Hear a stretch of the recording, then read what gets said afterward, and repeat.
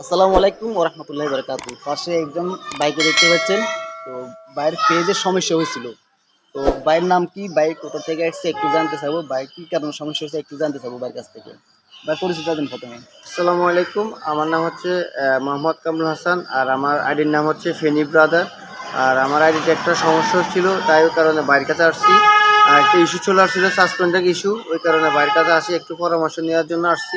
ভাই দেখি আমার পরামর্শটা শুনে এবং ভালো লাগলো এবং কাজ কাম করার চেষ্টা করছে এবং কি আমাকে সমাধান করার জন্য একটু কাজ করায় দেখাই দিছে এবং কি কিছু পরামর্শ দিয়েছে। আসলে বাইকে হয়তো চিনবেন আপনারা অনেকে। আমরা ফেনী মানুষ, ফেনীরে। ভাইয়ের বাড়িও ফেনী, আমার বাড়িও ফেনী। তো আমরা আবার একজন জনপ্রিয় কন্টেন্ট ক্রিয়েটর সাইবুল ভাইকে অনেকে চিনেন। সাইবুল ভাইয়ের সাথেও দেখা সাক্ষাৎ করে উনি, আমি নিজেও যাই।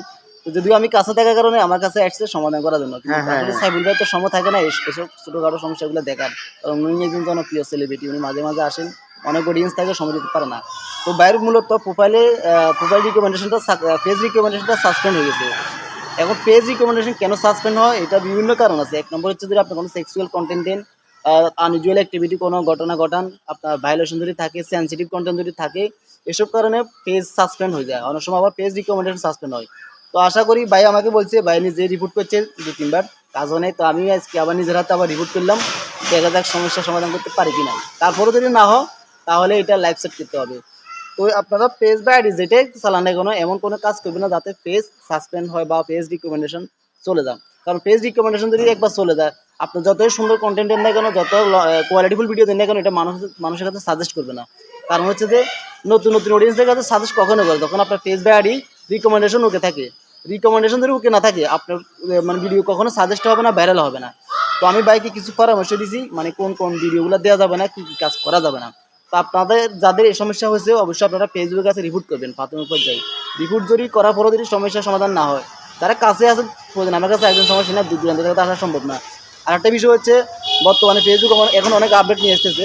বিশেষ করে বাচ্চাদের ছবিটা কম দিবেন, বাচ্চাদের ছবি দিবেন না। তারপরে যায় কোনো সেক্সুয়াল কন্টেন্ট দিবেন না। রক্তাক্ত পোস্ট, মারামারি, কাটাকাটি, আগুন ছবি, এগুলো কখনো দিবেন না। অর্গানিক কন্টেন্ট দিবেন। আর আপনার প্রয়োজনে ডুয়েট কন্টেন্ট দিন, কোনো সমস্যা নেই। ডুয়েট কন্টেন্ট দিলে আপনি 50-50 রাখবেন, যার ভিডিও তার 50%, বাকি 50% আপনার দেখতে হবে। আর অবশ্যই মিউজিক ব্যবহার করবেন না। তো আশা করি ব্যাপারগুলো বুঝতে পারছেন। এখানে অনেক বিষয় আছে আরও, যেগুলো বলি শেষ করা যাবে না, ভিডিওটা লং হয়ে যাবে। তো আমি বিদায় নিচ্ছি, সবাই ভালো থাকুন, সুস্থ থাকুন। আর বাইরের পেজটা কি নাম না? ফেনী ব্রাদার। ফেনী ব্রাদার। বাইরের পেজটা ফেনী ব্রাদার আমি মেনশন করে দিব, অবশ্যই বাইরকে একটু সাপোর্ট দিবেন, বাইরের পরিবার থেকে ঘুরে আসবেন। আর আমার যে আইডিয়া আছে মাহবুবুল্লাহ, এটাও একটু সবাই ফলো করে দেখবেন। আর একটা পেজ জি, আছে মাহবুব ইনশাল্লাহ। টেকনোলজি, ওই পেজটা সবাই ঘুরে আসবেন।